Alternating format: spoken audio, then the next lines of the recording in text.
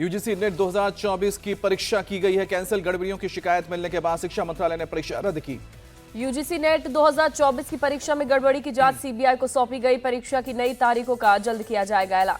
UGC net परीक्षा cancel होने पर प्रियंका गांधी ने साधा निशाना, कहा कि भाजपा सरकार का लीक तंत्र और लचर तंत्र युवाओं के लिए घातक। विपक्ष सरकार पर हुआ हमलावर। कांग्रेस नेता सुरेंद्र राजपूत ने कहा, देश में लीक तंत्र की सरकार। शिवसेना यूबीटी नेता आनंद दुबे ने एनटीए को बताया फेक। यूजीसी नेट 2024 की परीक्षा रद्द किए जाने पर जेएनयू-एसयू के आज दोपहर 2 बजे शिक्षा मंत्रालय के बाहर प्रदर्शन करने का ऐलान। शिक्षा मंत्री धर्मेंद्र प्रधान के इस्तीफे की मांग।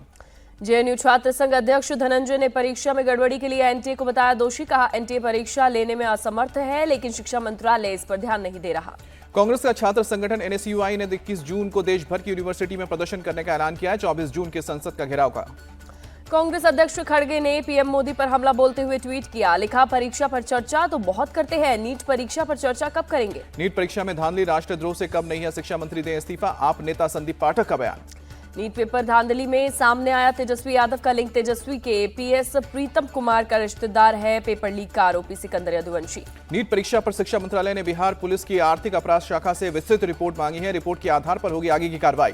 नीट परीक्षा मामले में आज सुप्रीम कोर्ट में सुनवाई। 49 छात्र और छात्र संगठन एसएफआई की याचिका पर होगी सुनवाई। सुप्रीम कोर्ट में 20 छात्रों की एक और याचिका पर आज सुनवाई। परीक्षा की जांच सीबीआई या फिर सुप्रीम कोर्ट की निगरानी में करवाने की मांग। एनटीए की तरफ से दाखिल 10 याचिकाओं पर भी सुप्रीम कोर्ट में सुनवाई। हाईकोर्ट में दाखिल याचिकाओं को सुप्रीम कोर्ट में ट्रांसफर करने की मांग। पीएम मोदी का आज से 2 दिवसीय श्रीनगर दौरा। लोकसभा चुनाव में जीत के बाद पहली बार जम्मू कश्मीर दौरे पर जाएंगे प्रधानमंत्री।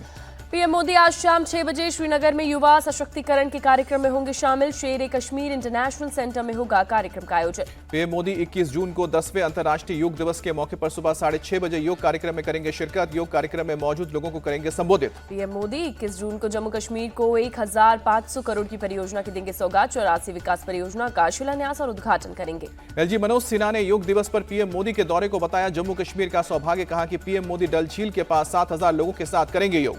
पीएम मोदी के जम्मू कश्मीर के दौरे से पहले सुरक्षा व्यवस्था कड़ी की गई। कई इलाकों में चलाया जा रहा चेकिंग अभियान।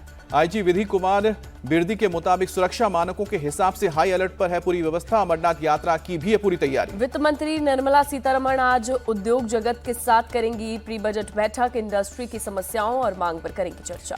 वित्त मंत्री निर्मला सीतारमण ने बुधवार को अर्थशास्त्रियों के साथ की प्री बजट बैठक। वित्त राज्य मंत्री पंकज चौधरी और वित्त सचिव सहित कई अधिकारी रहे मौजूद। केंद्रीय कैबिनेट की बैठक में बड़ा फैसला। 14 खरीफ फसलों पर एमएसपी बढ़ाने और देश में 2 लाख नए गोदाम बनाने की मंजूरी दी गई। अश्विनी वैष्णव ने बताया कि धान की एमएसपी 117 रुपए की बढ़ोतरी के साथ 2300 रुपए की गई है, जबकि तुअर दाल की एमएसपी में 550 रुपए की बढ़ोतरी की गई है। कैबिनेट ने कपास की नई एमएसपी 7121 रुपए तक तय की। कपास की दूसरी किस्म के लिए नई एमएसपी 7521 रुपए होगी। कैबिनेट की नई एमएसपी से सरकार पर 2 लाख करोड़ का बड़ा है बोझ। पिछले सीजन की तुलना में 35,000 करोड़ रुपए ज्यादा बोझ बढ़ा। कैबिनेट की नई एमएसपी की मंजूरी के बाद यूपी के सीएम योगी आदित्यनाथ ने किसानों को दी बधाई। किसानों के हित में लिए गए फैसले के लिए पीएम मोदी का जताया आभार। विदेश मंत्री एस जयशंकर का आज से श्रीलंका दौरा। ऊर्जा और कनेक्टिविटी जैसे मुद्दों पर चर्चा होगी। तमिलनाडु के सीएम ने विदेश मंत्री को लिखी चिट्ठी। श्रीलंका से भारतीय मछुआरों को छुड़ाने की मांग की। केंद्रीय उपभोक्ता मामले के मंत्री प्रहलाद जोशी ने एफसीआई मुख्यालय में की बैठक। कहा कि खाद्य और पोषण सुरक्षा सुनिश्चित करने के लिए हम प्रतिबद्ध हैं। गृह मंत्री अमित शाह से मिले केंद्रीय मंत्री एचडी कुमारस्वामी। कर्नाटक के राजनीतिक घटनाक्रम समेत कई मुद्दों पर की चर्चा। 27 जून से शुरू होगा महाराष्ट्र विधानसभा का मानसून सत्र। उससे पहले शिंदे सरकार का मंत्रिमंडल विस्तार संभव। शरद पवार ने सत्ता में फिर आने का जताया भरोसा। कहा, किसानों के मुद्दों को करेंगे हल। शिवसेना यूबीटी नेता विनायक राउत ने चुनाव आयोग को भेजा लीगल नोटिस। नारायण राणे पर गैरकानूनी ढंग से चुनाव जीतने का लगाया आरोप। महाराष्ट्र के सीएम एकनाथ शिंदे ने पार्टी के स्थापना दिवस पर शिवसेना उद्धव गुट पर साधा निशाना। कहा, उनको केवल कांग्रेस के वोट बैंक से जीत मिली। एकनाथ शिंदे बोले कि वो लोग बाला साहब ठाकरे के विचारों का पालन नहीं कर रहे हैं। हिंदुत्व के मुद्दे को लेकर हम आगे बढ़ रहे हैं। शिवसेना का कार्यकर्ता कहीं और नहीं गया, वो हमारे पास ही है। रियासी आतंकी हमले में जम्मू कश्मीर पुलिस को कामयाबी। आतंकियों की मदद करने वाला शख्स हाकिम राजौरी ने पकड़ा गया। हाकिम पर आतंकवादियों को घर में पनाह देने का भी आरोप। आतंकवादियों से मदद के बदले के लिए थे 6000 रुपए। जम्मू कश्मीर के हादीपुरा में सुरक्षा बलों को कामयाबी। एनकाउंटर में 2 आतंकियों को किया ढेर। बिहार की गया पुलिस को बड़ी कामयाबी। कुख्यात नक्सली संजय यादव और सुखेंद्र यादव समेत 4 नक्सली गिरफ्तार। दिल्ली के वजीराबाद बाजार के पास यमुना का जलस्तर 6.2 फीट घटा। मुनक नहर में भी पिछले साल के मुकाबले कम पानी। दिल्ली सरकार का आरोप हरियाणा की तरफ से कम पानी आ रहा है, जिसकी वजह से वजीराबाद ट्रीटमेंट प्लांट में 40 से 50 एमजीडी कम पानी का प्रोडक्शन हो रहा है। दिल्ली की जल मंत्री आतिशी ने पीएम मोदी को लिखा खत, कहा 2 दिन में दिल्ली में पानी की समस्या दूर करे वरना 21 जून से करूंगी अनिश्चितकालीन अनशन। मंत्री आतिशी पर भड़के दिल्ली बीजेपी चीफ सचदेवा, कहा कि लोगों को पानी नहीं दे रही है और मंत्री बनी है बैठी। वीरेंद्र सचदेवा का आतिशी से सवाल, दिल्ली जल बोर्ड 73,000 करोड़ के घाटे में कैसे आया, कौन दलाली खाया। दिल्ली में जल संकट पर सियासी घमासान, केजरीवाल सरकार के खिलाफ बीजेपी का मटका फोड़ प्रोटेस्ट। दिल्ली में मंत्री सौरभ भारद्वाज का आदेश, 3 अधिकारियों को करे सस्पेंड। तीनों को देनी थी शेल्टर होम्स में वाटर कूलर और वाटर डिस्पेंस पर सर्विस रिपोर्ट। देश भर में भीषण गर्मी पर केंद्र सरकार अलर्ट, स्वास्थ्य मंत्री जेपी नड्डा ने जारी की एडवाइजरी, कहा कि हीट वेव के शिकार लोगों को इलाज में दे प्राथमिकता। दिल्ली में हीट वेव और भीषण गर्मी का कहर, सफदरजंग अस्पताल में हीट स्ट्रोक से एक दिन में 5 मौत। हीट वेव पर दिल्ली के स्वास्थ्य मंत्री ने की बैठक, प्रमुख अस्पतालों से मरीजों के लिए बेड बढ़ाने को कहा। भीषण गर्मी से दिल्ली में बढ़ी बिजली की डिमांड, अब तक के सारे रिकॉर्ड टूटे, डिमांड 8,656 मेगावाट पहुंची। गाजियाबाद में हीट वेव का प्रकोप, 2 दिन में 15 लोगों के मारे जाने की आशंका, 3 डॉक्टर्स की कमेटी कर रही है जांच। नोएडा में भी 14 शव मिले, हीट स्ट्रोक से मौत की आशंका, पोस्टमार्टम रिपोर्ट आने पर सही वजह का चलेगा पता। पुलिस ने सभी डेड बॉडी को पोस्टमार्टम के लिए भेजा, पुलिस शवों की पहचान में जुटी। सेक्टर 58 थाना क्षेत्र 39 और फेज 1 में मिले हैं शव, पुलिस के मुताबिक किसी भी डेड बॉडी पर चोट के निशान नहीं। लखनऊ नगर निगम में बनाए गए कूलिंग पॉइंट से हीट वेव से राहत देने की कोशिश। जयपुर में हीट वेव और भीषण गर्मी से परेशान लोग, अस्पतालों में बढ़ी मरीजों की संख्या। उदयपुर में गर्मी से हाल बेहाल, एंटी स्मोक गन से राहत देने की कोशिश में जुटा है नगर निगम। पटना में 1 से 8वीं तक के स्कूलों की छुट्टी 22 जून तक बढ़ी, गर्मी की वजह से डीएम ने जारी किया आदेश। असम के 15 जिले बाढ़ से प्रभावित, अब तक 26 लोगों की जान गई।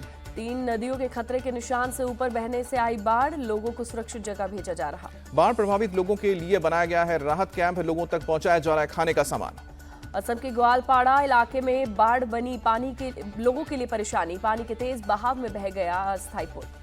पामरेला इलाके में बना था बांस का अस्थायी पुल, पानी के तेज बहाव में भर कर बह गया, पुल टूटने से कई गांव का संपर्क भी कटा। हरिद्वार में कई इलाकों में तेज हवा के साथ मूसलाधार बारिश, लगातार बढ़ रही गर्मी से लोगों को मिली राहत। तमिलनाडु के तंजावुर में मूसलाधार बारिश, तेज हवाओं के साथ बारिश से लोगों को गर्मी से राहत मिली। उधमपुर के बाली तिरछी जंगल में लगी भीषण आग, जंगल में धीरे धीरे फैल रही है आग, बड़े पैमाने पर पेड़ों को पहुंचा नुकसान। जंगल के पास बने कई मकानों तक पहुंची आग, फायर ब्रिगेड की टीम अब आग पर काबू पाने में जुटी। जम्मू कश्मीर के राजौरी में भी जंगल में लगी आग, स्थानीय लोग, वन विभाग और फायर ब्रिगेड की टीम भी आग बुझाने में जुटी। पुंछ में भी जंगल की आग से पेड़ों को पहुंच रहा है नुकसान, कई दिनों से लगी आग पर अब तक काबू नहीं पाया जा सका है, लगातार आग से पर्यावरण को भी नुकसान। तमिलनाडु के कल्लाकुरिची में जहरीली शराब से 25 लोगों की मौत, 40 से ज्यादा लोगों को गंभीर हालत में अस्पताल में किया गया भर्ती। पुलिस ने 200 लीटर जहरीली शराब भी जब्त की, सीएम स्टालिन ने मामले की सीबीसीआईडी जांच के आदेश दिए, जिले के एसपी को सस्पेंड और डीएम का तबादला। अजमेर के किशनगढ़ सब्जी मंडी में हिंसा, एक दुकान के बाहर मांस फेंकने पर तनाव हुआ, पुलिस ने किया लाठीचार्ज।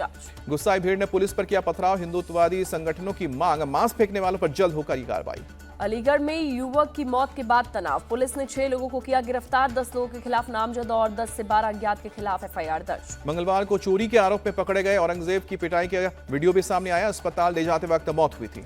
औरंगजेब की मौत के बाद सपा और बीएसपी के लोकल नेताओं ने दिया धरना, बुधवार को इलाके की दुकान बंद करवाने की कोशिश की गई। दुकानदारों ने बंद किया विरोध, बीजेपी की स्थानीय विधायक मुक्ता राजा ने मौके पर पहुंचकर लोगों की गिरफ्तारी का विरोध किया। मुक्ता राजा का आरोप, सपा और बीएसपी के दबाव में बेगुनाह लोगों को किया गया गिरफ्तार, जब तक गिरफ्तार लोगों को रिहा नहीं किया जाएगा धरना जारी रहेगा। एमपी के सागर में कार बाइक की टक्कर, हादसे में 4 लोगों की दर्दनाक मौत।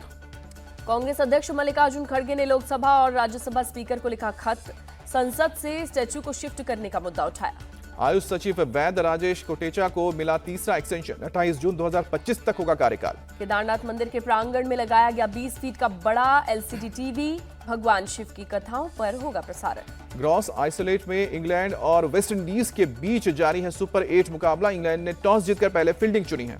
साउथ अफ्रीका ने टी20 वर्ल्ड कप के सुपर 8 मुकाबले में अमेरिका को 18 रन से हराया, 195 रन के टारगेट का पीछा करने उतरी अमेरिका 176 रन बना पाई। टी20 वर्ल्ड कप से बाहर होने के बाद केन विलियमसन ने छोड़ी टी20 और वनडे की कप्तानी, बोर्ड का सेंट्रल कॉन्ट्रैक्ट भी ठुकराया। भारतीय गोल्फर गगनजीत भुल्लर ने पेरिस ओलंपिक के लिए क्वालिफाई किया, अपना पहला ओलंपिक खेलेंगे गगनजीत। बोपन्ना इब्टन की जोड़ी सिंच चैंपियनशिप के क्वार्टर फाइनल में पहुंची, ऑस्ट्रिया की अलेक्जेंडर और लुकास की जोड़ी को हराया। भारतीय महिला कंपाउंड तीरंदाजी टीम फाइनल में पहुंची। सेमीफाइनल में मेजबान टर्की को एक तरफा हराया। नजरें विश्व कप किताब की हैट्रिक पर।